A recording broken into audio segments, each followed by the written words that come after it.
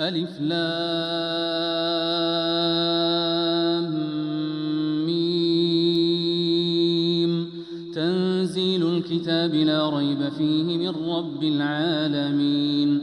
أم يقولون افتراه بل هو الحق من ربك لتنذر قوما ما أتاهم من نذير من قبلك لعلهم يهتدون. الله الذي خلق السماوات والأرض وما بينهما في 6 أيام ثم استوى على العرش ما لكم من دونه من ولي ولا شفيع أفلا تتذكرون. يدبر الأمر من السماء إلى الأرض ثم يعرج إليه في يوم كان مقداره 1000 سنة مما تعدون. ذلك عالم الغيب والشهادة العزيز الرحيم الذي أحسن كل شيء خلقه وبدأ خلق الإنسان من طين ثم جعل نسله من سلالة من ماء مهين ثم سواه ونفخ فيه من روحه وجعل لكم السمع والأبصار والأفئدة قليلا ما تشكرون. وقالوا أإذا ضللنا في الأرض أإنا لفي خلق جديد بل هم بلقاء ربهم كافرون. قل يتوفاكم ملك الموت الذي وكل بكم ثم إلى ربكم ترجعون.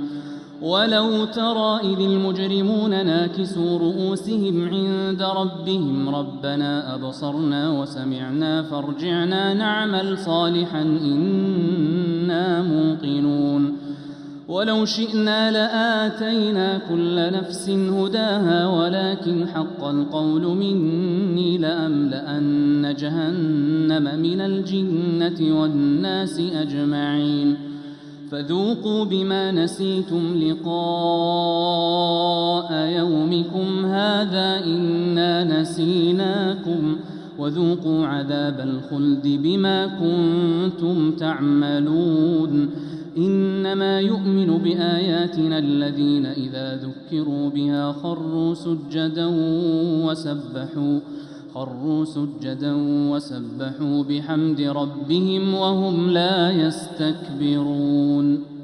تتجافى جنوبهم عن المضاجع يدعون ربهم خوفا وطمعا ومما رزقناهم ينفقون. فلا تعلم نفس ما أخفي لهم من قرة أعين جزاء بما كانوا يعملون. أفمن كان مؤمنا كمن كان فاسقا لا يستوون.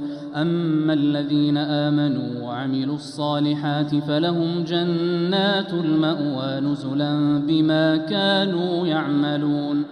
وأما الذين فسقوا فمأواهم النار كلما أرادوا أن يخرجوا منها أعيدوا فيها وقيل لهم ذوقوا عذاب النار الذي كنتم به تكذبون.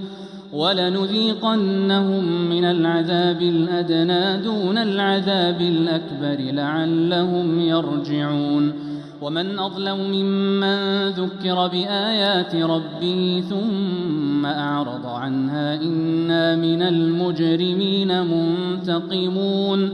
ولقد آتينا موسى الكتاب فلا تكن في مرية من لقائه وجعلناه هدى لبني إسرائيل وجعلنا منهم أئمة يهدون بأمرنا لما صبروا وكانوا بآياتنا يوقنون. إن ربك هو يفصل بينهم يوم القيامة فيما كانوا فيه يختلفون. أولم يهد لهم كم أهلكنا من قبلهم من القرون يمشون في مساكنهم إن في ذلك لآيات أفلا يسمعون. أولم يروا أنا نسوق الماء إلى الأرض الجرز فنخرج به زرعا تأكل منه أنعامهم وأنفسهم أفلا يبصرون ويقولون متى هذا الفتح إن كنتم صادقين قل يوم الفتح لا ينفع الذين كفروا إيمانهم ولا هم ينظرون فأعرض عنهم وانتظر إنهم منتظرون